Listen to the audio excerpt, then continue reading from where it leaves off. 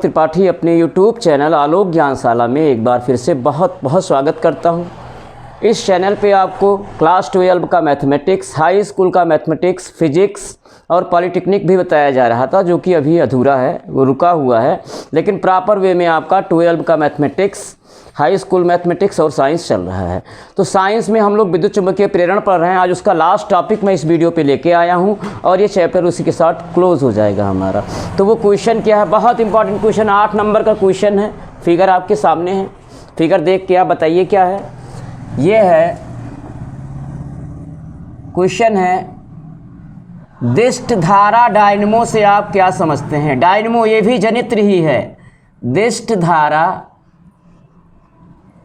Dynamo से आप क्या समझते हैं। क्योंकि प्रत्यावर्ती और दिष्ट एक ही में नहीं आएगा, इसलिए सबको जो है अलग अलग बताना ही पड़ेगा। दिष्ट धारा डायनमो से आप क्या समझते हैं।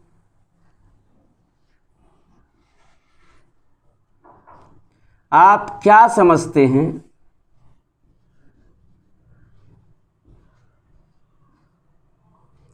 क्या समझते हैं इसका सिद्धांत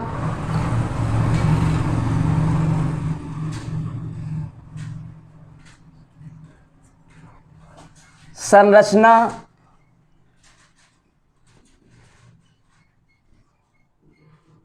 एवं कार्यविधि का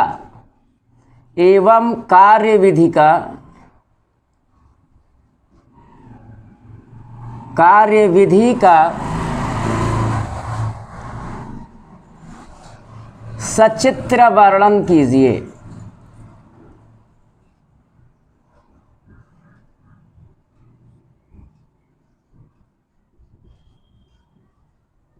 तो बच्चों बहुत इंपॉर्टेंट टॉपिक है जो लेके आया हूँ आज, इसको तैयार कर लीजिएगा। 8 मार्क्स का श्योर है ये आएगा। तो देखिए हम स्टार्ट करते हैं इसके आंसर को।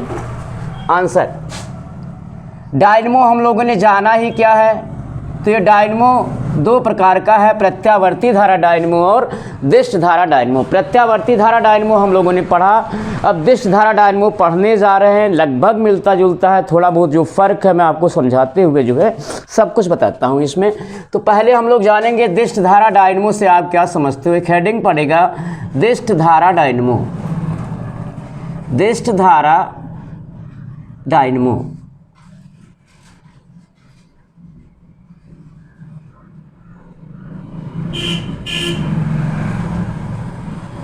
डायनमो, जनित्र, जनरेटर, ये एक दूसरे के पर्यायवाची हैं। जो कि ये क्या है, जनरेटर है। जनरेटर हमको क्या देता है, इलेक्ट्रिसिटी देता है। तो दिष्ट धारा डायनमो भी एक ऐसा साधन है, एक ऐसी युक्ति है, एक ऐसा यंत्र है जिसकी सहायता से यांत्रिक ऊर्जा को विद्युत ऊर्जा में बदला जा सकता है। दिष्ट धारा डायनमो एक ऐसी युक्ति है जिसकी सहायता से यांत्रिक ऊर्जा को विद्युत ऊर्जा में बदला जाता है। यही इसका जो है आंसर होगा कि दिष्ट धारा डायनमो से आप क्या समझते हैं। दिष्ट धारा डायनमो एक ऐसा यंत्र है, एक ऐसा साधन है, एक ऐसी युक्ति है जिसकी सहायता से हम यांत्रिक ऊर्जा को विद्युत ऊर्जा में परिणत करते हैं। तो लिखते हैं, दिष्ट धारा डायनमो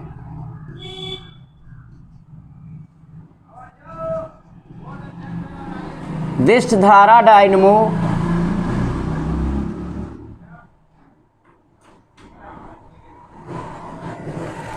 एक ऐसा साधन है, एक ऐसा साधन है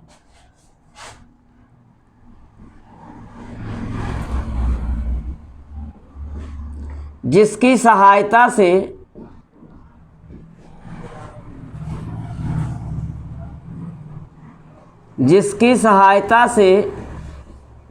यांत्रिक ऊर्जा को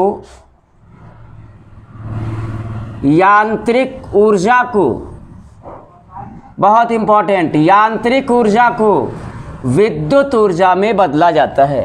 यांत्रिक ऊर्जा को विद्युत ऊर्जा में बदला जाता है। विद्युत ऊर्जा में बदला जाता है।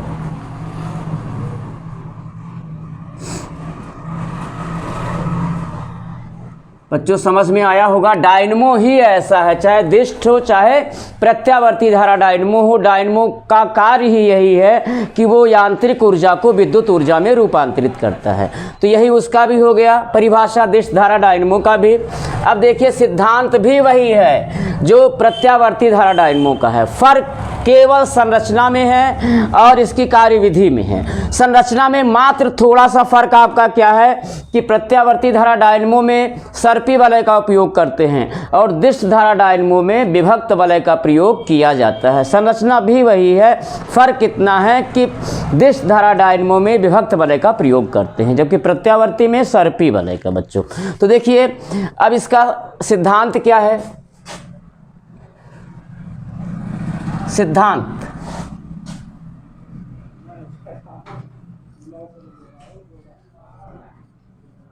सिद्धांत है इसका,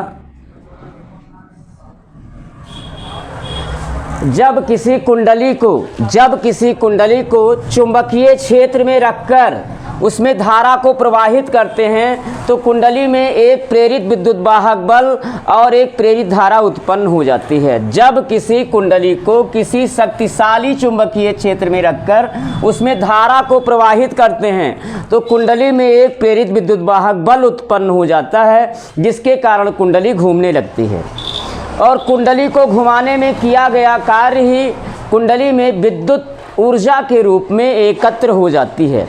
ये इसका सिद्धांत है। फिर से एक बार देख लीजिए, जब किसी शक्तिशाली चुंबकीय क्षेत्र में किसी कुंडली को रखकर उसमें धारा को प्रवाहित करते हैं तो कुंडली में एक प्रेरित विद्युत वाहक बल तथा एक प्रेरित धारा उत्पन्न होती है। प्रेरित विद्युत वाहक बल के कारण ही कुंडली घूमने लगती है और कुंडली को घुमाने में किया गया जो कार्य होता है वही कुंडली में विद्युत ऊर्जा के रूप में एकत्र होता है। एक बार फिर से देख लीजिए, फिर लिखा जाए।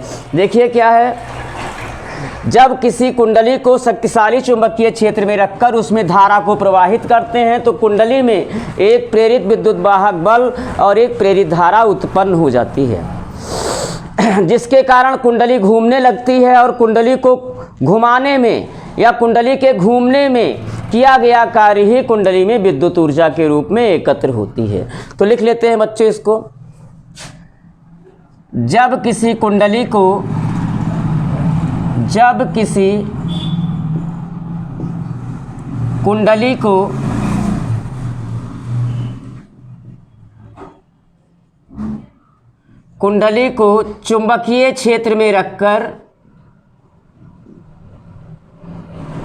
चुंबकीय क्षेत्र में रखकर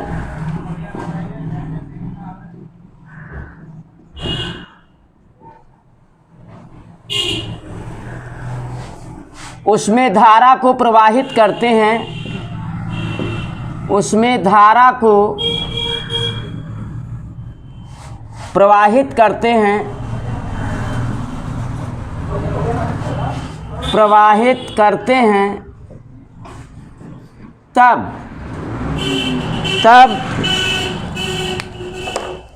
तब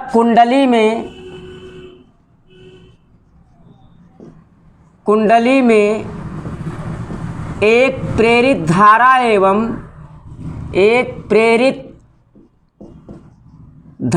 एवं प्रेरित विद्युत वाहक बल उत्पन्न हो जाता है एवं प्रेरित विद्युत वाहक बल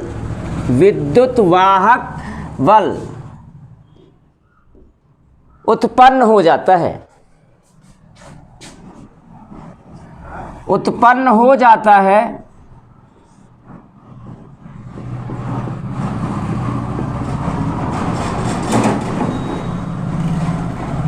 उत्पन्न हो जाता है जिसके कारण कुंडली घूमने लगती है, जिसके कारण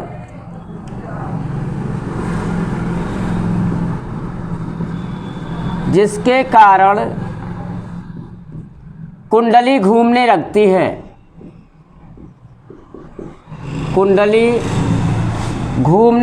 है।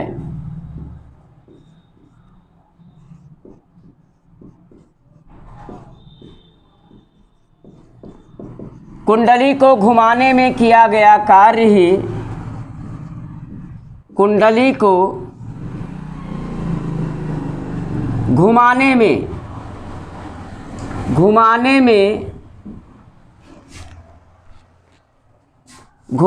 में किया गया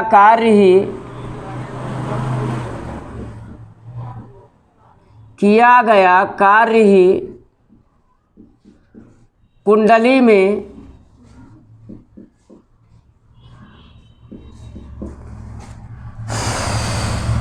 विद्युत ऊर्जा के रूप में एकत्र हो जाती है। विद्युत ऊर्जा के रूप में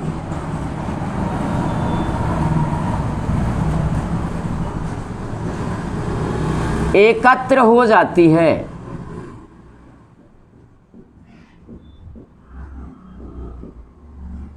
हाँ प्यारे बच्चों, अब देखिए सिद्धांत भी खत्म हो गया। संरचना क्या है इसका, ये देखो फिगर तो आपके सामने ही बना हुआ है और लगभग वही प्रत्यावर्ती धारा डायनमो का ही फिगर आपको दिख रहा होगा। केवल वलय देखिए चेंज है। प्रत्यावर्ती में क्या था, सर्पी वलय, और दिश धारा डायनमो जो कि हम पढ़ रहे हैं इसमें विभक्त वलय का प्रयोग करते हैं। तो आइए इसका स्केलिंग कर देते हैं। तो देखिए ये यन हुआ, ये एस हुआ, यानी ये दोनों ध्रुवखंड हो गए। इन्हीं दोनों को मिला के कहते हैं क्षेत्र चुंबक। ये दोनों मिलके क्या हो जाता है, क्षेत्र चुंबक।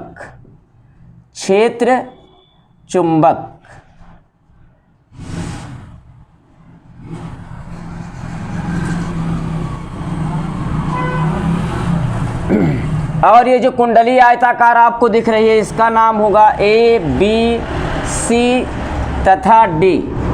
ए बी सी डी इस आयताकार कुंडली को कहते हैं आर्मेचर।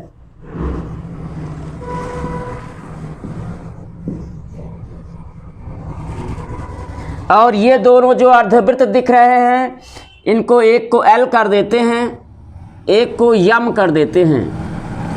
तो एल एम ही है जो अर्धवृत्ताकार आपको दिख रहे हैं। ये दोनों ही क्या हैं, विभक्त वलय हैं। क्या हैं ये, विभक्त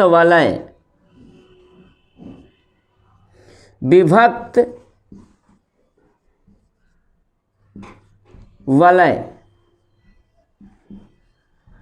और चौथा ये देखिए बी, इसको B1 कर दीजिए। ये जो बना हुआ है आपका आयताकार छोटा सा B1 और B2, ये दोनों ही क्या हैं, ब्रुश हैं।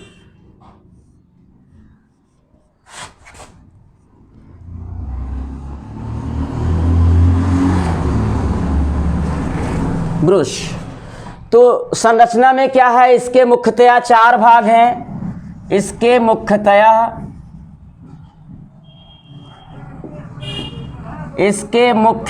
4 भाग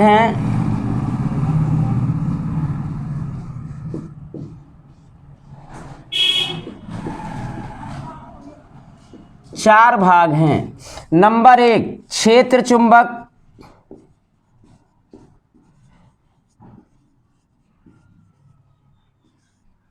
नंबर 2 आर्मेचर,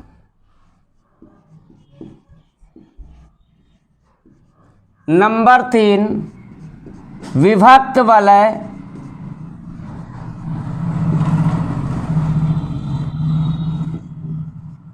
नंबर 4 ब्रुश। तो ये बच्चों इसकी संरचना है। इसके मुख्यतया 4 भाग हैं। यन और यस जो आप देख रहे हैं ये क्षेत्र चुंबक है, और ए बी आयताकार कुंडली ABCD ये आर्मेचर है। एल और यम जो अर्धवृत्त आपको दोनों दिख रहे हैं ये विभक्त वलय हैं। और V1 और V2 यहाँ से आएगा, B1 और V2 ये दोनों ही ब्रुश हैं। तो आइए इनके बारे में जानते हैं। पहला क्षेत्र चुंबक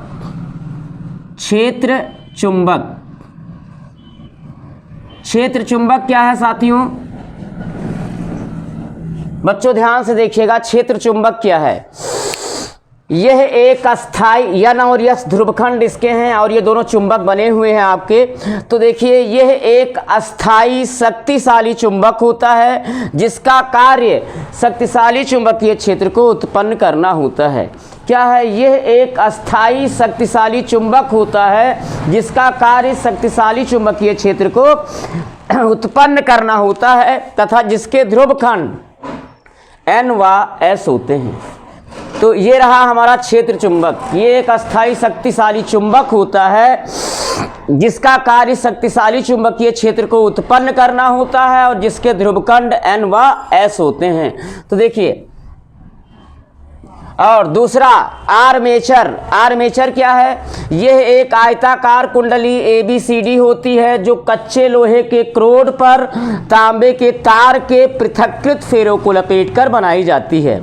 देखिए, आर्मेचर क्या है, यह एक आयताकार कुंडली ABCD होती है जो कच्चे लोहे के क्रोड पर तांबे के तार के पृथक्कृत यानी अलग अलग फेरों को लपेटकर बनाई जाती है और इसमें फेरों की संख्या अधिक होती है।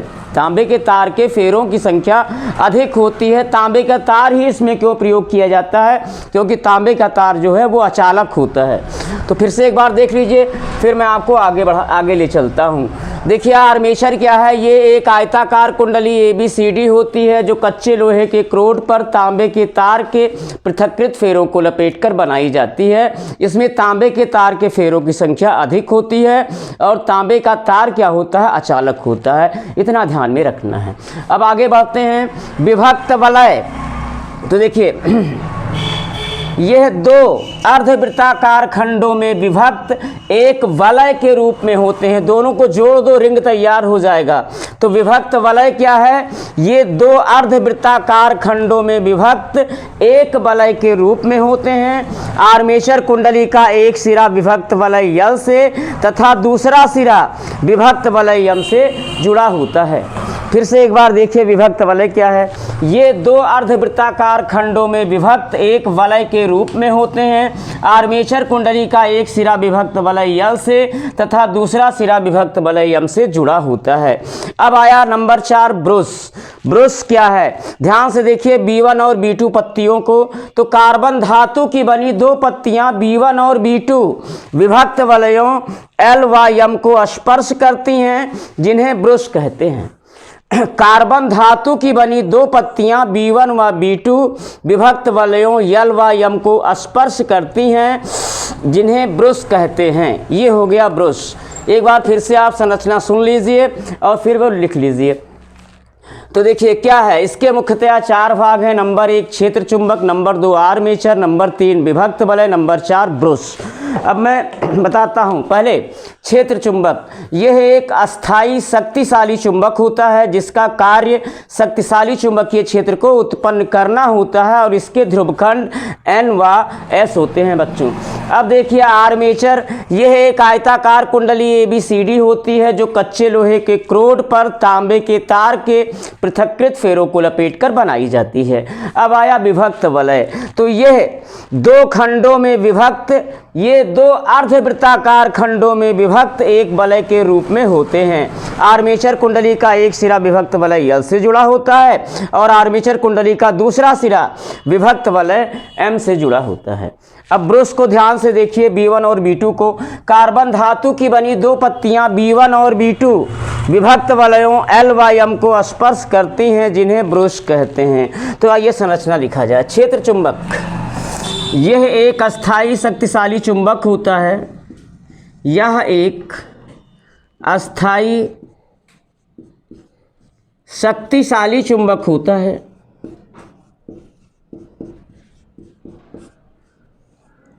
चुंबक होता है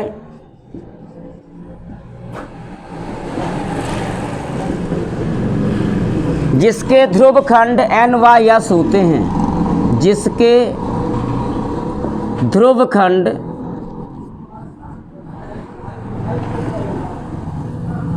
N व S होते हैं। ये भी हो गया। दूसरा आर्मेचर। आर्मेचर के बारे में अभी आपने 2 बार जाना। अब देखिए आर्मेचर क्या है। आर्मेचर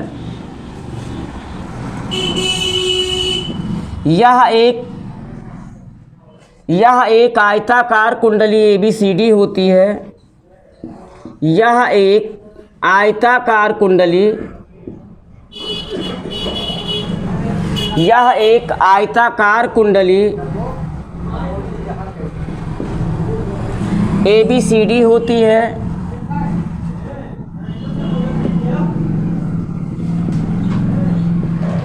जो कच्चे लोहे के क्रोड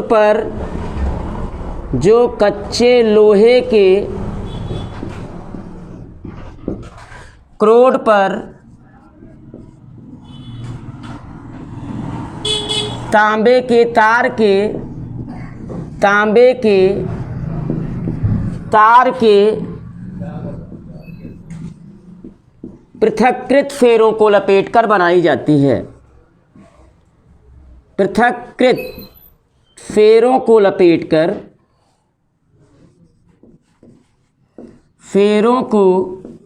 लपेटकर बनाई जाती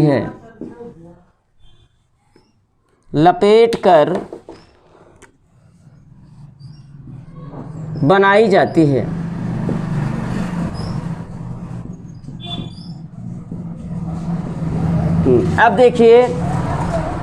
अब देखिए तीसरा है विभक्त वलय।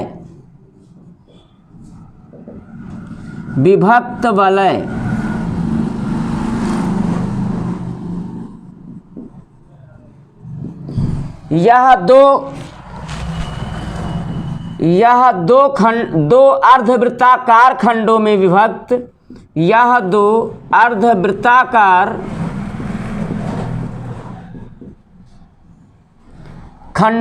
विभक्त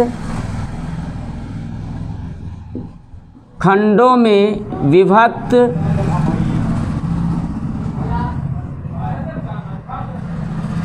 एक वलय के रूप में होते हैं।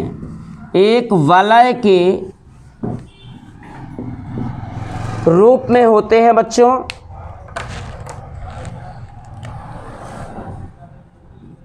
वलय के रूप में होते हैं। आर्मेचर कुंडली का एक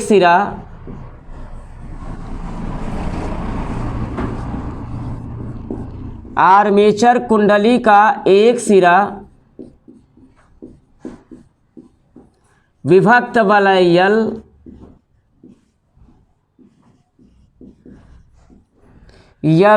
तथा दूसरा सिरा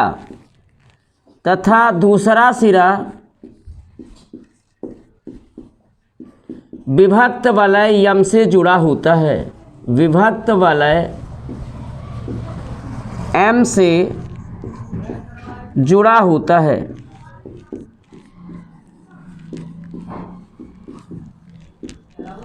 अब नंबर 4 ब्रुश।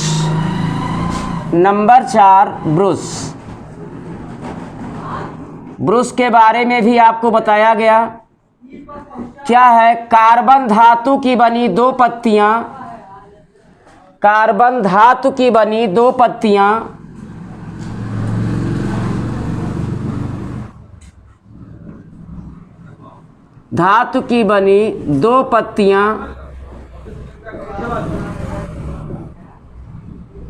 B1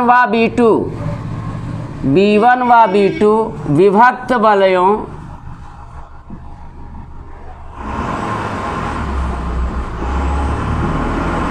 L व M को स्पर्श करती हैं।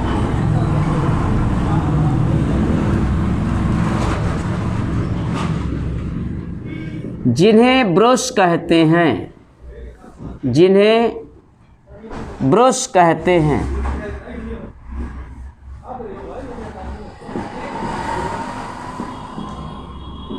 लास्ट हेडिंग कार्यविधि क्या है ये जान लीजिए, लिख लीजिए, बस एंड कर दीजिए। ये टॉपिक 8 नंबर का आपका क्लोज हो जाएगा और ये चैप्टर भी आपका क्लोज होगा। तो वो है कार्यविधि।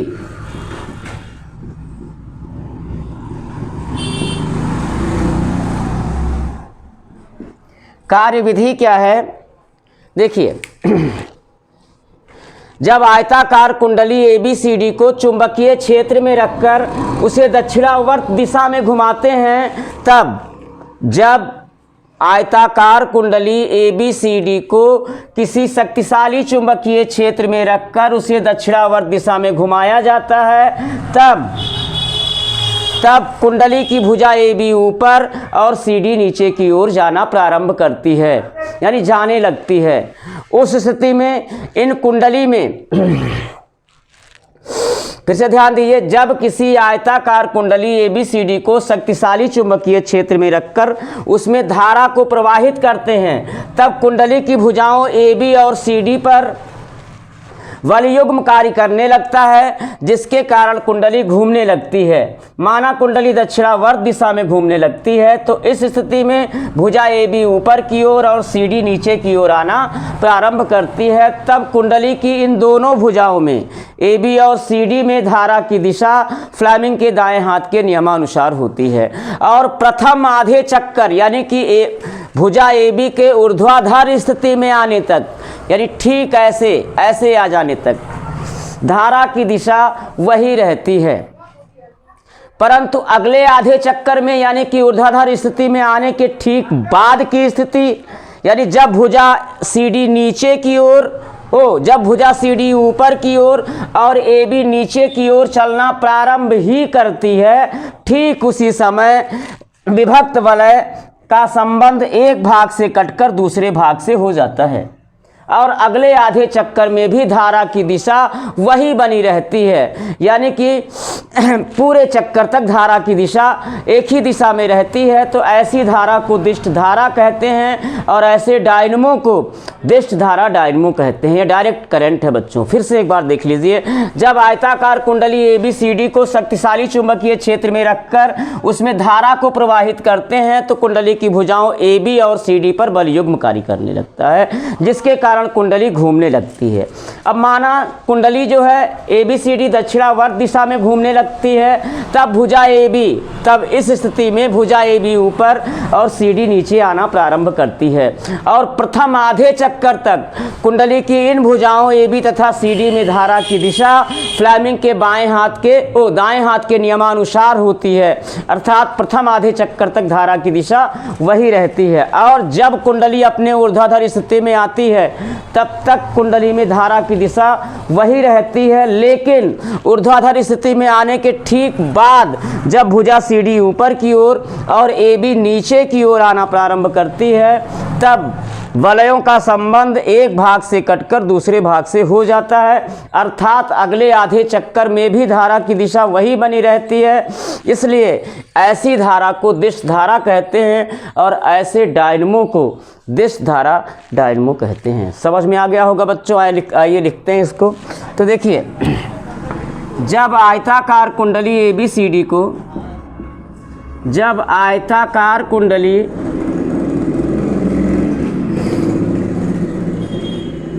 ए बी सी डी को शक्तिशाली चुंबकीय क्षेत्र में रखकर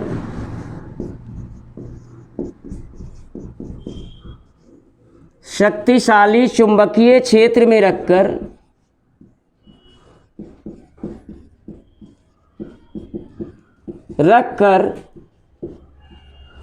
उसमें धारा को प्रवाहित की जाती है, रखकर उसमें धारा प्रवाहित की जाती है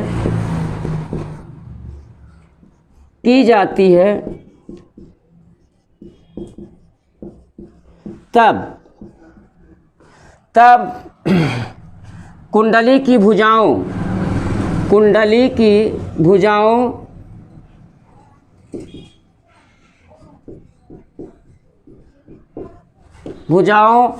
ए बी तथा सी डी पर एक वलयुग्म कार्य करने लगता है, पर एक वलयुग्म कार्य करने लगता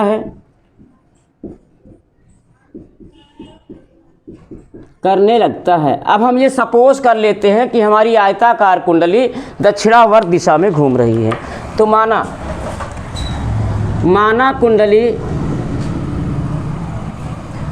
कुंडली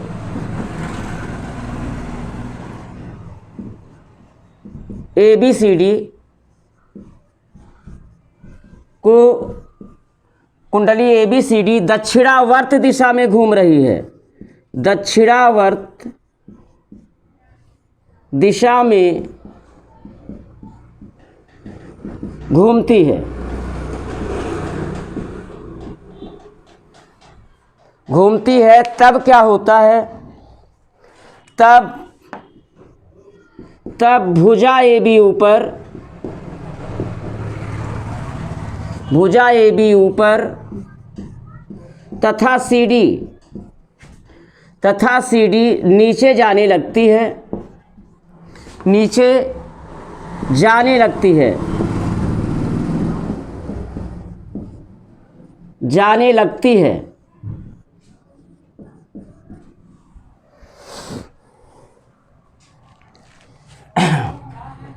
जाने लगती है। अब देखिए प्रथम आधे चक्कर, प्रथम आधे चक्कर, प्रथम आधे चक्कर, प्रथम आधे चक्कर का मतलब है कुंडली के ऊर्ध्वाधर स्थिति में आने तक। प्रथम आधे चक्कर का मतलब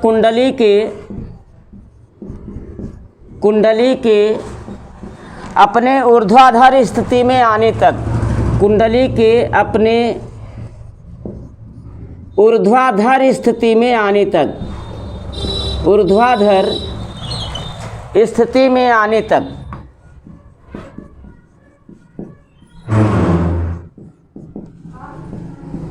आने तक।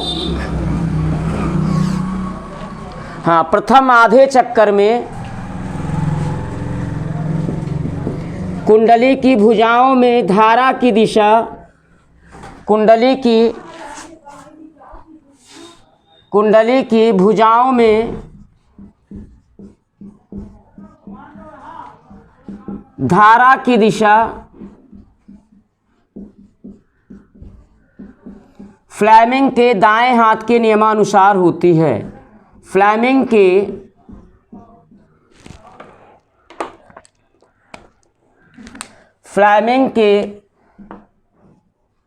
दाएं हाथ के नियमानुसार होती है, दाएं हाथ के नियमानुसार होती है।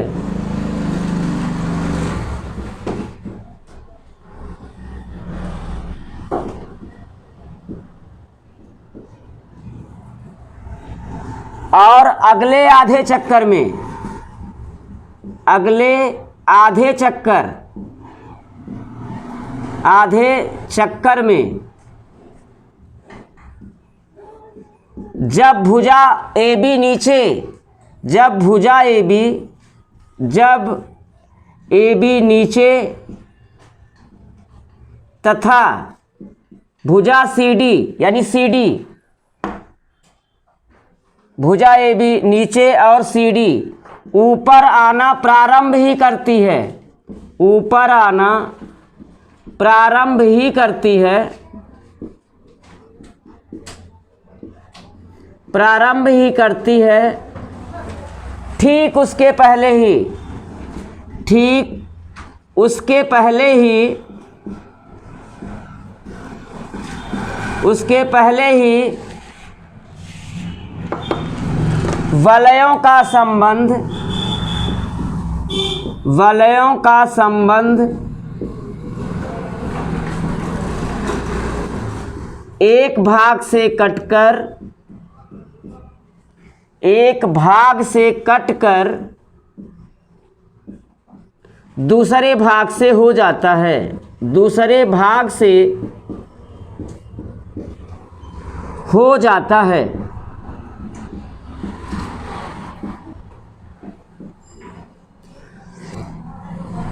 अर्थात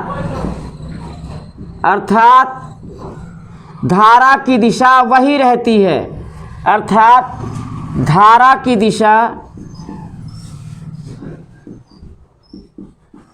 एक ही दिशा में रहती है, एक ही दिशा में रहती है। तो ऐसी धारा को, ऐसी धारा को, ऐसी धारा को दिष्ट धारा,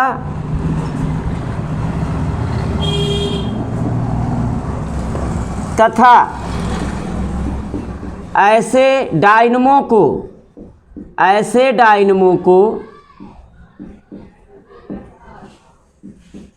दिष्ट धारा डायनमो कहते हैं। ऐसे डायनमो को दिष्ट धारा डायनमो कहते हैं।